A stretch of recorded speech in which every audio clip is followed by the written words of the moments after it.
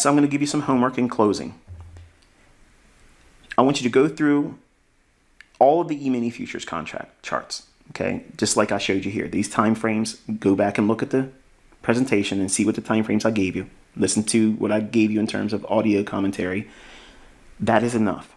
In fact, I gave you a ton. And it may have your head spinning if you're brand new to me, or if you're brand new to technical analysis or trading. You may feel like, man, this is too fast. Do not send me an email. I promise you the lessons I have planned will help eliminate and answer majority of the things you're going to ask. Just try to study and keep up with the pace that I'm going to put you through, which isn't going to be all that bad.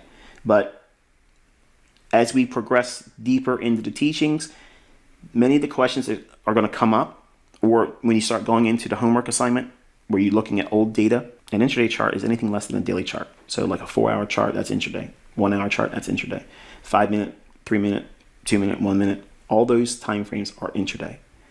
What you're going to be looking for are breaks in market structure after a pool of liquidity. Okay, buy stops or sell stops have been taken in an opposing direction of your weekly expected range. In other words, are you expecting higher prices or lower prices on the weekly range? So if you're looking for lower prices, your focus is on a run above an old high. Once that forms, then you're looking for a break in market structure on a lower time frame. Once that occurs and you have an imbalance, that's your trigger.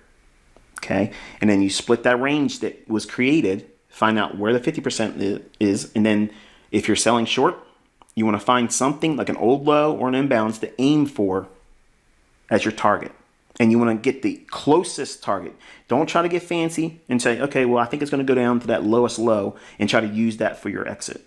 Because sometimes these markets can deny you that. So low-hanging fruit is how I teach. You want to have the easiest target and then allow the market to go farther and you just not be a part of it. It's okay. Is 125, 130 handles in an index not good enough? I think it's good enough, but I'm probably just biased. But the homework assignment is, again, you going through the charts using the logic I framed in this introduction lesson, looking for break in market structure. I also have lessons in this YouTube channel that talks about market structure breaks and things like that. And then you're going to look for the imbalance in price, which is that fair value gap. Then you're going to determine where an opposing high or low resides, then log and backtest the number of handles you see in hindsight examples. In other words, how much did it offer? And you're going to get a collection of doing that. The next lesson, I'm actually going to show you how to go back into the charts and look for them, how to log them in your journal, and give you more insights about how you can find these setups that repeat every single week. Okay, so again, I'm going to build on this foundation in the next episode. The next episode will be next Tuesday, and the time upload will be 10 o'clock New York local time.